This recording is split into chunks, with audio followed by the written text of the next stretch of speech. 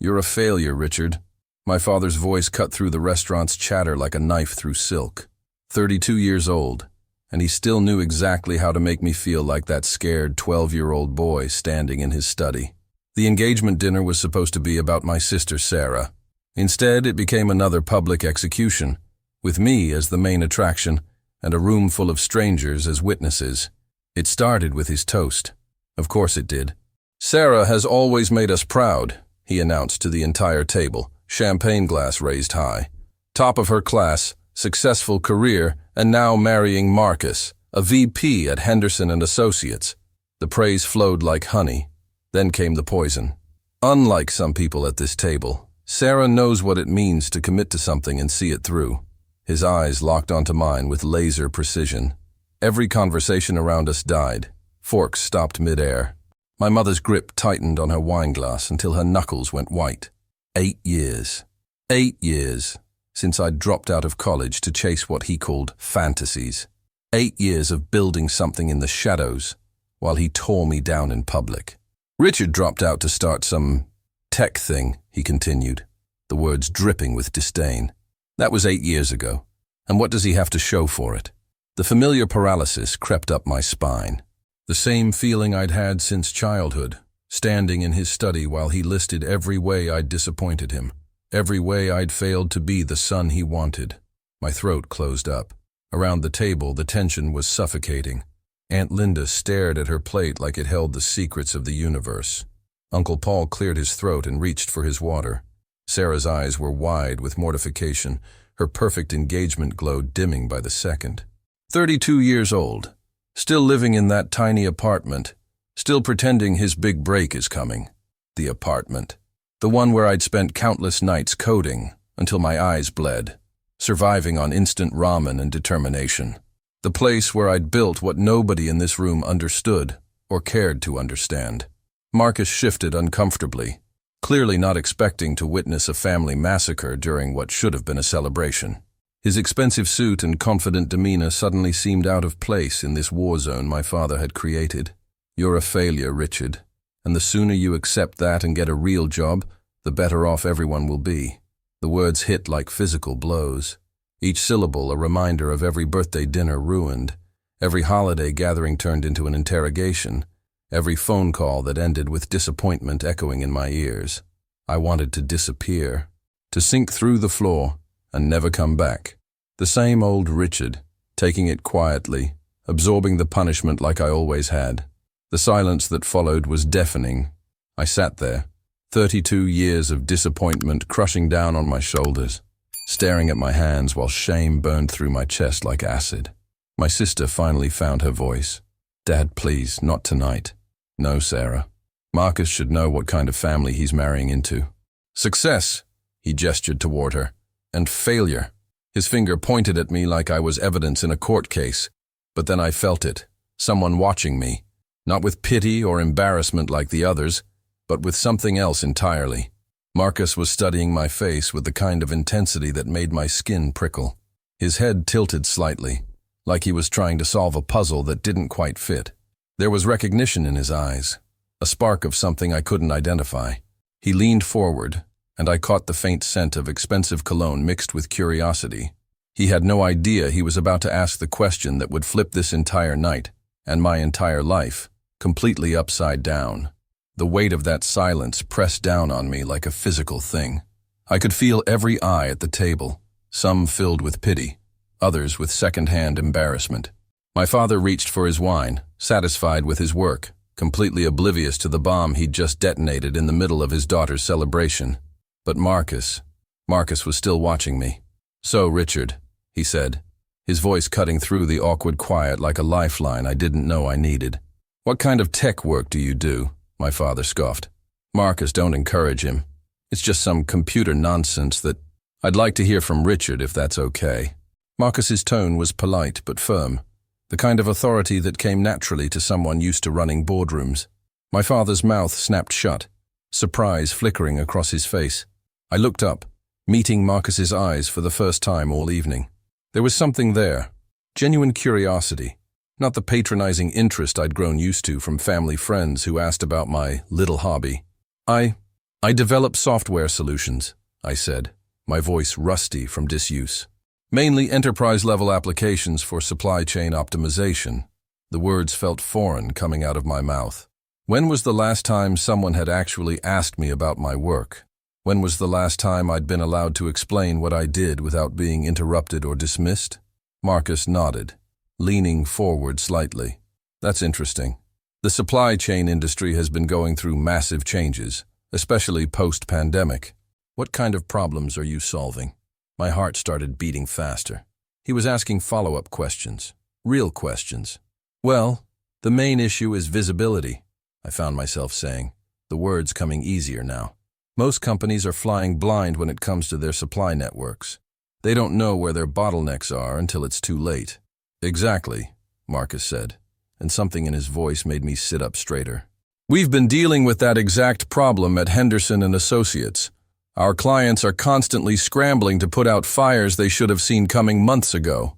Sarah was watching this exchange with growing confusion, probably wondering why her fiancé was giving me more attention than I'd received from anyone in the family in years. My mother looked hopeful, but cautious, like she was afraid to breathe too hard and break whatever spell was being cast. My father just looked annoyed. The solution, I continued, feeling a familiar fire starting to burn in my chest. The same fire that had kept me awake for countless nights, coding and debugging and dreaming, is real-time data integration across all touchpoints. But not just data collection. Intelligent analysis that can predict disruptions before they happen. Marcus set down his wine glass. Predictive analytics. Exactly. Machine learning algorithms that can process thousands of variables simultaneously and flag potential issues days or even weeks before they impact operations. The conversation was flowing now, and I could feel myself coming alive in a way I hadn't in months. This was my world, the world I'd been building in that tiny apartment my father loved to mock, the world where I wasn't a failure, where I wasn't the disappointment, where my ideas mattered. That's actually brilliant, Marcus said, and I felt something crack open in my chest. When was the last time someone had called my work brilliant? When was the last time anyone had used that word about anything I'd done? Richard, my father interrupted, his voice sharp with warning. Don't bore Marcus with your technical babble. He's being polite. But Marcus held up a hand. Actually, this is fascinating. Richard, have you implemented this kind of system anywhere? Do you have clients? The question hung in the air, and I felt the familiar anxiety creep back in. This was where it always fell apart, where I had to admit that despite all my knowledge and passion, I was still just a guy with big dreams and a tiny apartment. I'm still in the development phase, I said, the words tasting like ash in my mouth. Building the platform, running tests, trying to perfect the algorithms before I take it to market. I waited for Marcus's interest to fade, for that polite smile that said, "Thanks for sharing, but this is going nowhere." I'd seen it 100 times before. Instead, he leaned closer. "What's the name of your company?" he asked. And just like that, the bottom fell out of my world, because suddenly I realized that Marcus wasn't just making conversation. He wasn't just being polite to the family disappointment. There was something specific in his question, something that made my pulse quicken and my palms start to sweat. "Why?" I asked, my voice barely above a whisper. Marcus studied my face for a long moment, and I could see wheels turning behind his eyes. When he spoke again, his voice carried a weight that made everyone at the table lean in. "Because I think I might know exactly who you are. Because I think I might know exactly who you are." Those words hit me like a freight train. My mouth went dry, and I could feel my heartbeat in my ears. Around the table, everyone had gone completely still, sensing that something significant was happening but not understanding what. What do you mean?" I managed to say, though my voice sounded like it was coming from someone else entirely. Marcus's eyes never left mine. "The company name, Richard. What do you call your platform?" My hands were trembling now. I clasped them together under the table, trying to steady myself. This felt like standing on the edge of a cliff, knowing that my next words would either save me or send me plummeting. "Chain-link solutions," I whispered. The effect was immediate and devastating. Marcus's eyes widened, and he sat back in his chair like I'd just slapped him. His face went through a series of expressions: shock, disbelief, something that looked almost like awe. "Jesus Christ," he breathed. "Marcus?" Sarah's voice was small, confused. "What's wrong? What's happening?" But Marcus wasn't looking at her anymore. He was staring at me like he was seeing me for the first time, like I'd just materialized out of thin air. The confident executive who'd been making polite dinner conversation was gone, replaced by someone who looked like he'd just witnessed a miracle. "Chainlink Solutions," he repeated, shaking his head slowly. "You're the founder of Chainlink Solutions." It wasn't a question. It was a statement of fact that somehow carried the weight of an earthquake. My father looked between us, his earlier smugness replaced by irritation. "What the hell is Chainlink Solutions? Marcus, what's got into you?" Marcus ignored him completely. "Richard, do you have any idea?" He stopped, ran a hand through his hair, then started again.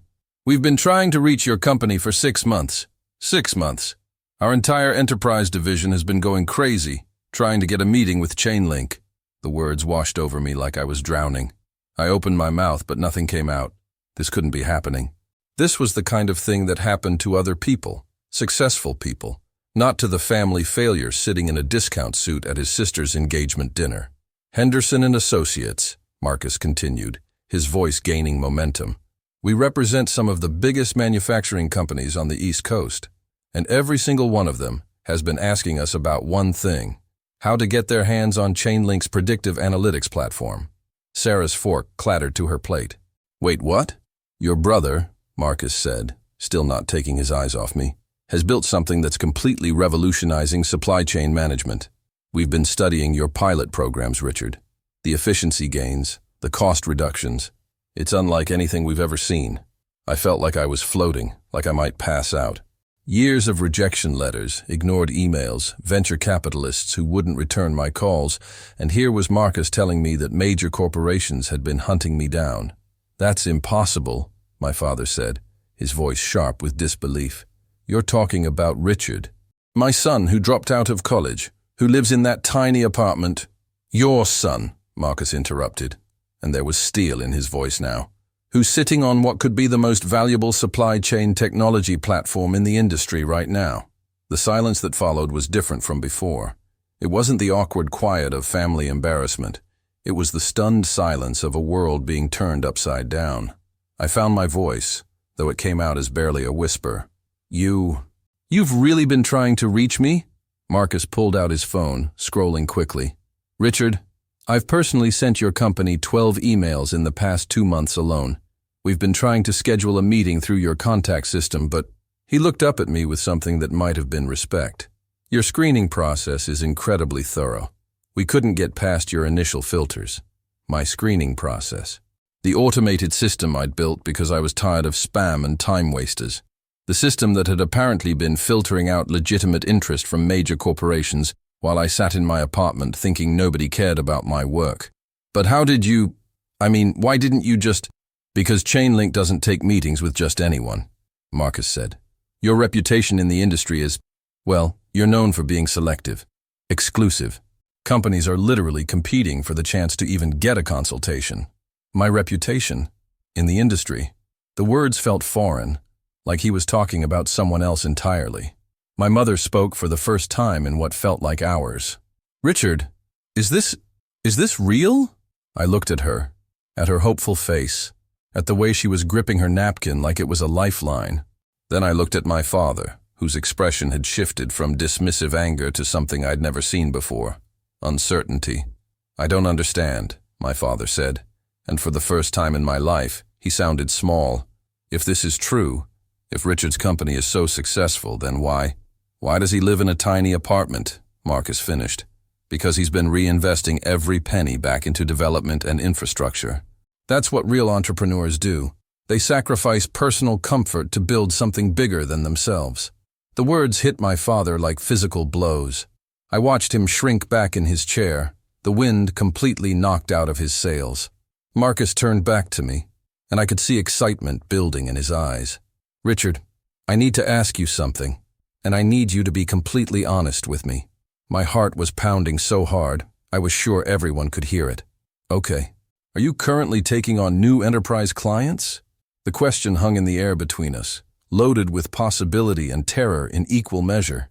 Because I knew that my answer to this question would change everything, not just for me, but for everyone sitting at this table. I took a deep breath, looked directly at the man who was about to become my brother-in-law, and gave him the answer that would rewrite my entire life.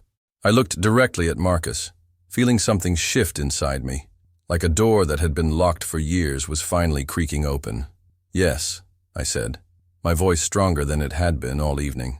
Chainlink is currently evaluating strategic partnerships with qualified enterprise clients. The words felt powerful coming out of my mouth. Professional, confident, like the person I'd been in my apartment at 3 a.m., solving problems that kept Fortune 500 companies awake at night. Marcus's face lit up like Christmas morning. "Richard, this is incredible. Do you realize what this means?"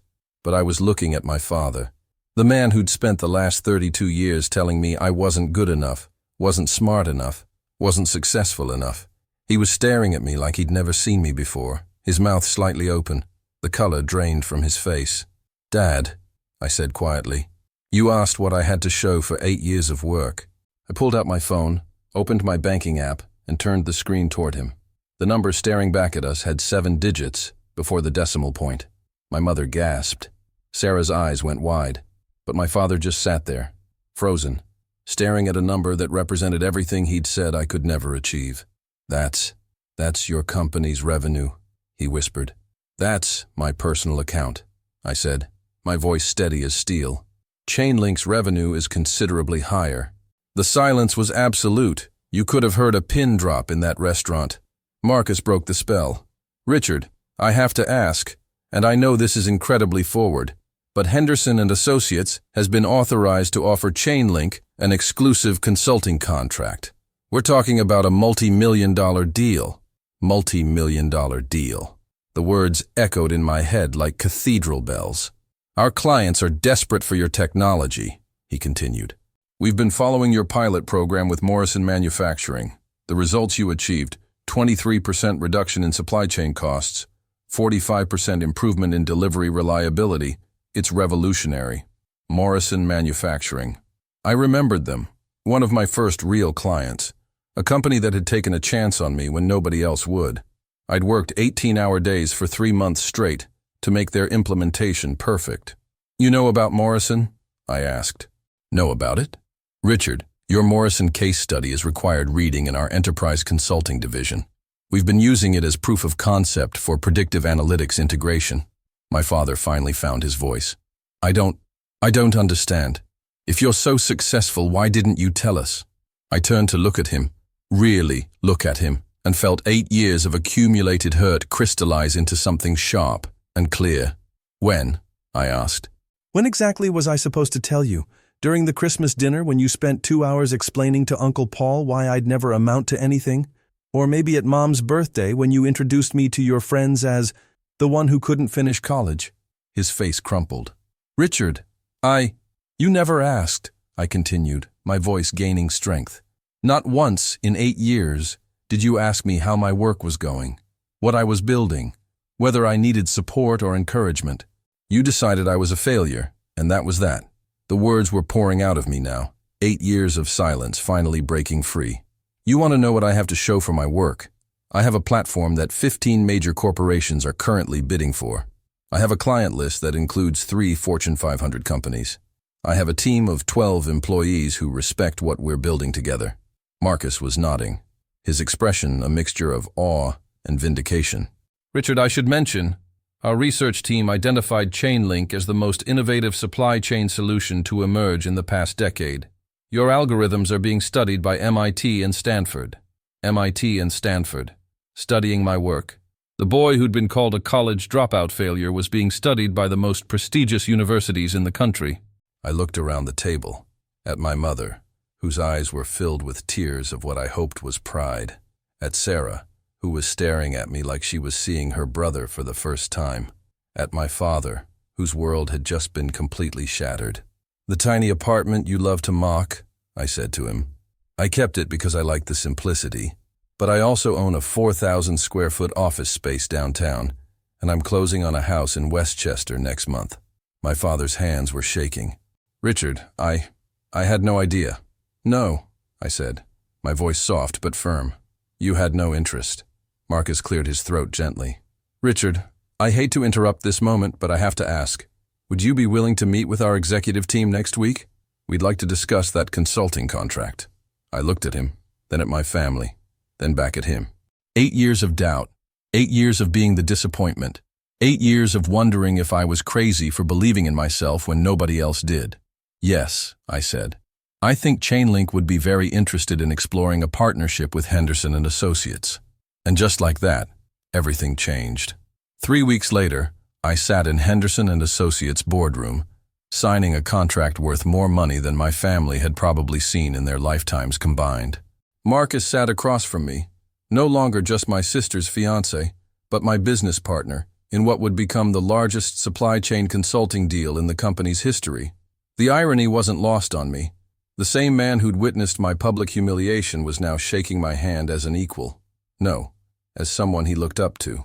Richard, he said as we wrapped up the meeting, I have to ask you something.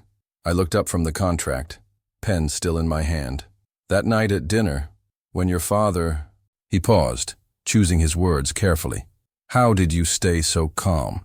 If someone had spoken to me like that, especially in public, I would have lost it.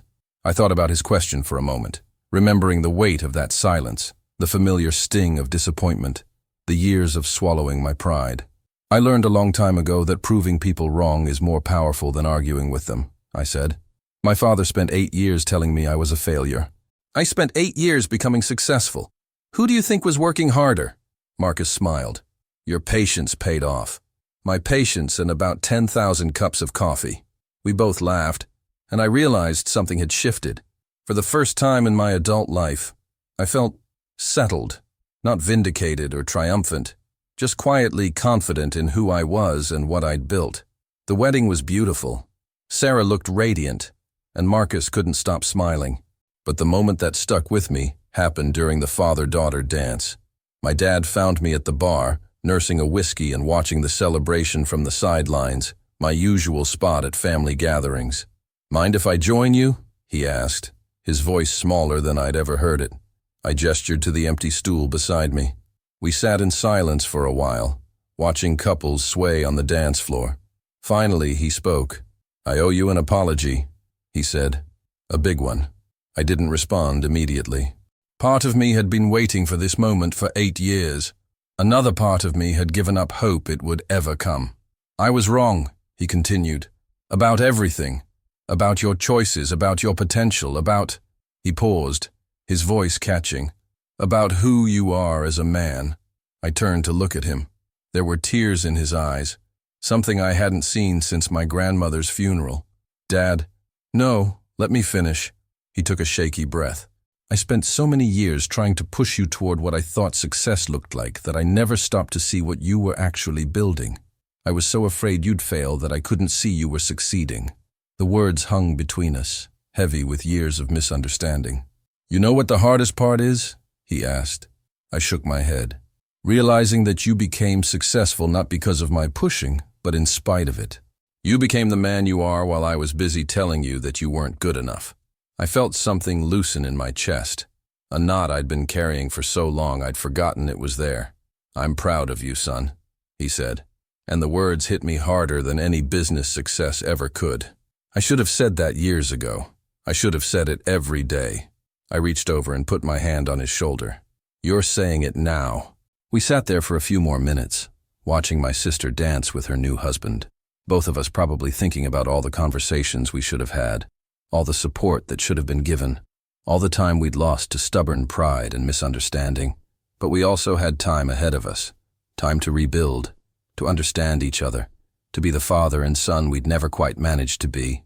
As I walked to my car that night, my Tesla, not the beat-up Honda my father used to criticize, I thought about the journey that had brought me here. 8 years of doubt, of grinding work, of believing in myself when nobody else would. It hadn't been about proving anyone wrong. Not really. It had been about proving to myself that I was right to follow my instincts, right to take the risk, right to believe that sometimes the path less traveled leads exactly where you need to go. My phone buzzed with a text from Marcus. Chainlink presentation was a huge hit with the board. They want to fast-track 3 more contracts. You're about to be very busy. I smiled and slipped the phone back into my pocket. Busy was good. Busy meant I was building something that mattered. But more than that, I was finally building it with the support of people who believed in me. If this story resonated with you, if it reminded you that success isn't always loud or obvious, I'd be grateful if you'd like this video, subscribe to the channel, and hit that notification bell. Sometimes the most powerful victories are the quiet ones, the ones that happen when we refuse to give up on ourselves, even when everyone else has.